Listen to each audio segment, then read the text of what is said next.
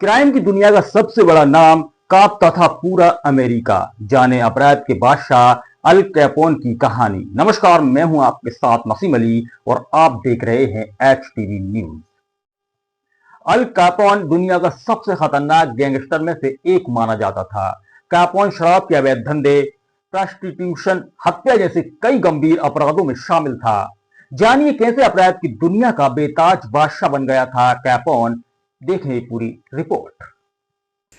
वो जुआ, वेश्यावृत्ति, शराब की तस्करी, रिश्वतखोरी, नशीली दवाओं का व्यापार, लूटपाट, सेक्स रैकेट और हत्याओं का बादशाह था।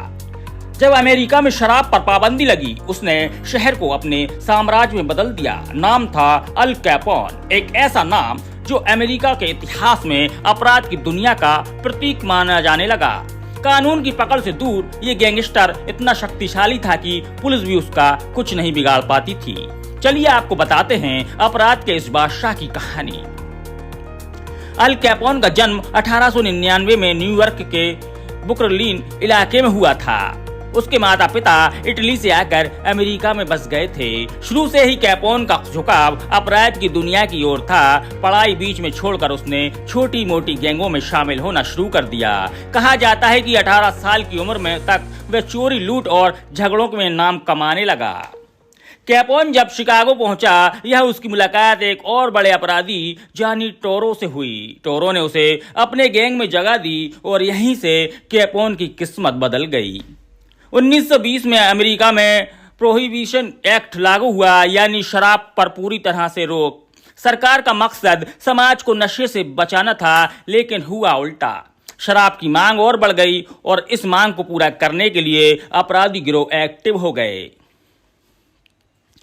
कैपोन ने इसे अपने लिए एक सुनहरा मौका माना। उसने बुटलेगिंग, गुप्त रूप से शराब की तस्करी और सप्लाई का एक बड़ा नेटवर्क खड़ा कर लिया। उसके गैंग के लोग कनाडा और मैक्सिको से शराब लाते और शिकागो की सड़कों तक पहुंचाते। कुछ सालों में यह धंधा करोड़ों डॉलर तक पहुंच गया। शराब के अलावा कैपोन ने जुए के अड्डे, वेश्यावृत्ति, डकैती जैसे धंधों में भी कदम रखा। उसका गैंग खुलेआम गोलियां चलाता और विरोधियों का कत्ल कर देता। एक बार तो कैपोन के आदमियों ने अपने विरोधी गिरोह के 7 सदस्यों को दिन दहाड़े गोली से भून डाला। इस घटना ने पूरे अमेरिका को हिला दिया और कैपोन का नाम खूनी गैंगस्टर के रूप में मशहूर हो गया।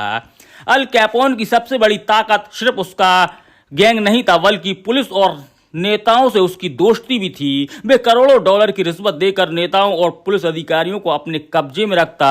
नतीजा ये हुआ कि चाहे कितने भी अपराध हों, कैपोन पर हाथ डालना मुश्किल था। लोग कहते थे शिकागो में अगर कोई मक्खी भी उड़ती है तो कैपोन की इजाजत से। दिलचस्प बात यही थी कि तमाम खून खराबे और अपराधों के बावजूद कैपोन आम जनता में लोकप्रिय था। वे गरीबों के बीच दान करता, मुफ्त रसोई घर चलाता और लोगों की मदद करता। इसी वजह से बहुत से लोग उसे रॉबिन हुड भी कहने लगे। कैपोन के खिलाफ पुलिस और FBI के पास हत्या और तस्करी के सबूत जरूर थे, लेकिन गवाह डर के मारे गवाही नहीं देते थे। आखिरकार अधिकारियों ने एक अलग रास्ता अपनाया। टैक्स चोरी का मामला 1931 में अदालत ने कैपोन को टैक्स चोरी का दोषी ठहराया और उसे 11 साल की सजा सुनाई। उसे मशहूर अल्काट्राज जेल भेजा गया। जेल में उसकी हालत बिगड़ने लगी और आखिरकार 1947 में फ्लोरिडा में उसकी मौत हो गई। ऐसे ही लेटेस्ट खबरों के लिए हमारे चैनल को सब्सक्राइब करें। फिर मिलेंगे किसी नई स्टोरी के साथ। नमस्कार।